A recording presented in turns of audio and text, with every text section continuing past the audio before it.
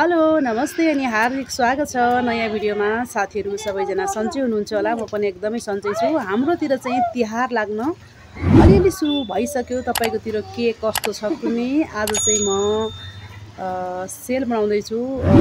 Sale Finney रोटी नबनाएसम्म तिहार आए जस्तो लाग्दैन। त्यसैले म चाहिँ आज सेल बनाउँदैछु। सेल बनाउनु चाहिँ कहिले बनाएको छैन, जीवनमै पहिलोचोटि सेल बनाउँदैछु। त्यसैले 2-3 दिनसम्म युट्युब हेरेँ। युट्युबका भएभरका सेलरोटीका भिडियोहरू हेरेँ अनि आज चाहिँ ल अब चाहिँ बनाउनु पर्यो भनेर आज चाहिँ सेल बनाउने तर्खरमा छु। आज हाम्रा सेल के कस्ता हुन्छन् भिडियोलाई अन्तिमसम्म हेरिदिनु होला। अहिले चाहिँ मैले अब हेर्न त भिडियोमा धेरै नै हेरेको, तर हेर्दा र आफ्नो व्यावहारिक रूपमा प्र्याक्टिकलमा जाँदाखेरि फरकै हुन्छ। सकेसम्म राम्रै बनाउने कोसिस गर्नेछु। के कस्तो हुन्छ भिडियोलाई हेर्दै गर्नुहोला। अब सेल हाल्न सुरु गर्नुभन्दा पहिले हामीले पिठो तयार गर्दै गर्दा के गर्यौँ, कसो गर्यौँ भनेर म तपाईँहरूलाई सबभन्दा सुरुमा देखाउन गइरहेको छु। त्यसपछि भने सेल हाल्न सुरु गरेछौँ है त। सेल हाल्ने हामी दुईजना है, सेल हाल्ने दुईजना आज हामी कुक। अब हामी दुईजनाको सिप चाहिँ आज युट्युबमा तपाईँहरूले हेर्दै हुनुहुन्छ। Let's see. साथीहरू, यो रहेको छ मोटो चामल। यसलाई चाहिँ मैले रातभरि भिजाएको छु। मैले करिब 4 केजी चामल लिएको छु र यसलाई चाहिँ रातभरि भिजाइसकेपछि अब म यसको पानीलाई फ्याक्दैछु।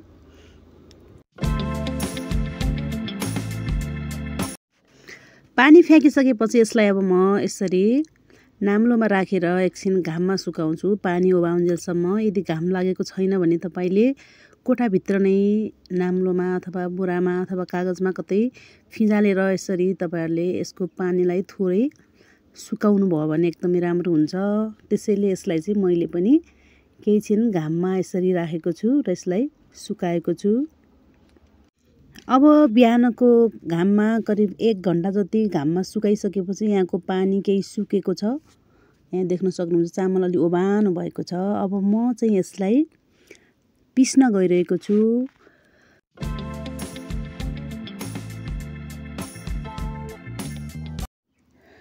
चामललाई सुरुमा मिक्सरमा पिस्ने कुरो थियो, तर बत्ती नआइसकेपछि अब विकल्पमा चाहिँ के गर्ने भन्दा ढिकी पनि छैन भनेर हामीले सिलौटोमा यसरी कोठामै आफै सिलौटो र लोहोरोले मजाले नाडी दुख्ने गरी यसरी पिसियो। लगभग कति घन्टा लाग्यो होला, 4 केजी चामल पिस्न हामी दुईजनालाई त्यस्तै लाग्यो होला। करिब 2 घन्टा जति यसरी चामल पिसियो भनौँ न। साथीहरू, एकैछिनमा हुने काम, चामल पिस्ने काम बत्ती नभएर होइन, मिक्सरमा पिस्ने भनेर 4 केजी चामल भिजाइयो, बत्ती आएन। त्यसपछि चामल त पिस्नै पर्यो। सिलौटोमा पिसेर हेर्नु, हात दुखेर हातमा फोकै उठिसक्यो। यो हातै नाडी दुखेर हैरान भइसक्यो। यो चाहिँ चामलको पिठो यहाँ रेडी भइसक्यो। यो यसरी 2 घन्टा जति पिस्यौँ होला, 2जना मिलेर बल्ल यो पिठो भयो। अब म यसलाई तयार गर्दैछु है त। अब चाहिँ म पिठो तयार बनाउँदैछु। यहाँ रातो बाटाको कलरले कस्तो रातो देखिएको छ। अब यहाँ चाहिँ म यसमा चिनी राख्दैछु। सुरुमा 4 केजी चामललाई मैले 1 केजी चिनी राखेको छु। तपाईँले आफ्नो स्वाद अनुसार राख्न सक्नुहुन्छ। तपाईँलाई कतिको गुलियो मनपर्छ, मलाई चाहिँ ठिकै मनपर्छ। त्यसैले मैले 1 केजी मात्रै चिनी यसमा मिसाएको छु। त्यसपछि यहाँ म आवश्यकता अनुसार घिउ राख्दैछु। भिडियोमा चाहिँ चम्चा सानो देखिएको छ, तर चाहिँ यो हामीले भात पस्किने पन्यु हुन्छ, त्यो पन्यु हो। यो पन्युको चाहिँ 3-4 पन्यु मैले यसमा घिउ राखेको छु।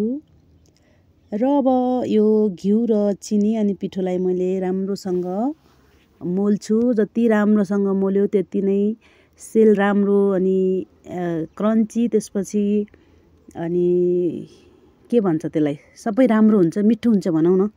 यही मैले चाहिँ युट्युबबाट मैले सिकेको त्यही हो। त्यही भएर म पनि यसलाई मजाले हात दुखुन्जेलसम्म यसलाई मोल्छु, यसलाई माड्छु होइन, यसलाई मजालेसँग चलाइदिन्छु। अब भने फेरि मैले यसमा खाने सोडा 1 चम्चा जति राखेर फेरि यसलाई चलाउँदैछु। यसरी केही बेरसम्म म यसलाई चलाइराख्छु।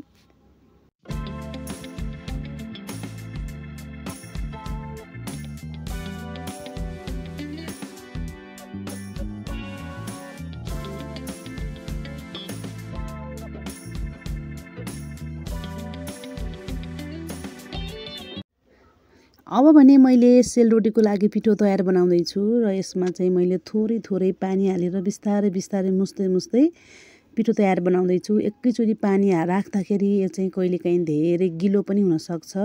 त्यसैले विचार गर्दै गर्दै बिस्तारै बिस्तारै हामीले यसको ब्याटर तयार पार्नुपर्छ। त्यसैले म पनि बिस्तारै बिस्तारै थोरै थोरै पानी राखेर यहाँ पिठो तयार बनाउँदैछु।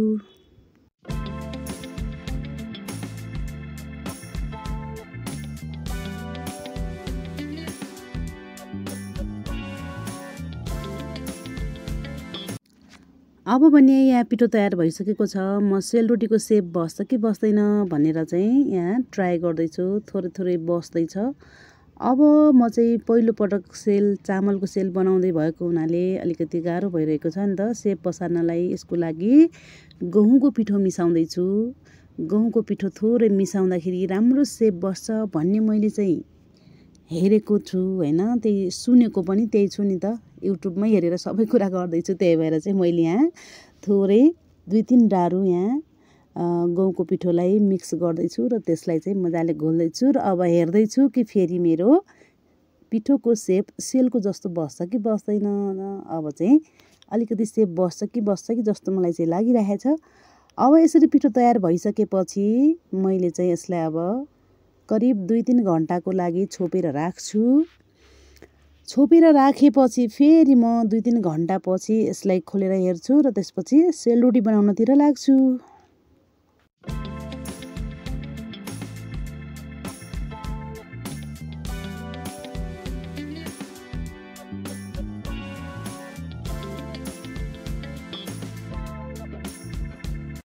अब करिब 2 घन्टा छोपिसकेपछि फेरि मैले यसलाई चलाउँछु र यो कस्तो भयो हेर्छु। यो चाहिँ अलिकति बाक्लो जस्तो लाग्यो भने तपाईँहरू फेरि यसमा चाहिँ पानी वा दुध हालेर राम्ररी फिट्न सक्नुहुन्छ। यदि पिठो ठिकै छ भने तपाईँले केही पनि राख्न परेन। मलाई चाहिँ यतिको ठिकै छ। तर चाहिँ अहिले आएर यदि गिलो भएको खण्डमा तपाईँहरूले पिठो यताउता चाहिँ यसमा केही पनि नमिसाउनु होला। अब चाहिँ यतिको पिठो तयार गरिसकेपछि म चाहिँ सेल बनाउन सुरु गरेँ है त। यता छ मेरो कराई एकदमै धुवाँ आउने गरी तेल तातेको हुनुपर्छ। अब मेरो सेल सुरु हुँदैछ। हेर्नुहोस् युट्युब हेरेर हालेको सेल कस्तो भयो, बाङ्गो न टेढो है। अरूले कस्ता गोला सेल हाले हुन्छ नि, मेरो त सेल त युट्युब हेरेर हाल्दा सिएको सेल हो। यो फेरि कस्तो छ यो युट्युब हेरेर हालेको सेल।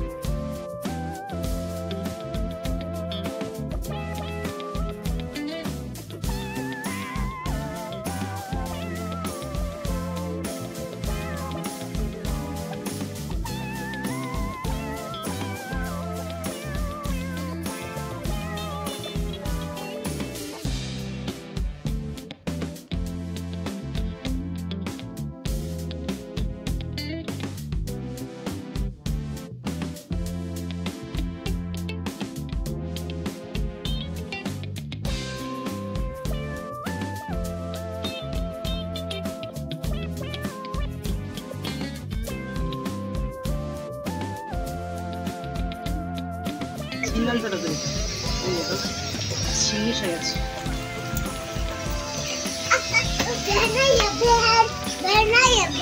बिहान यो बिहान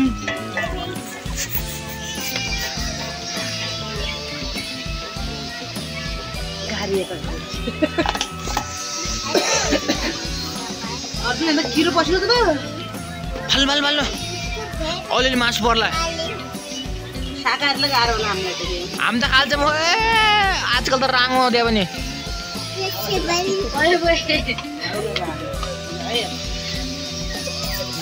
कतिको झ्याम कि अरूको छोरीलाई मात्रै हो गाह्रो छ ल खोलिदिँदैन म घरले मलाई ओलामा दिँदैन नदिने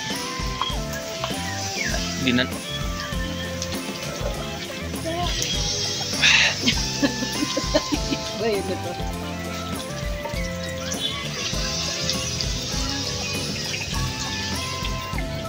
यो गीतमा बनाओगे अब त्यसलाई क्या काटेर त्यहाँ टिकटक निकालेर टिकटकमा अब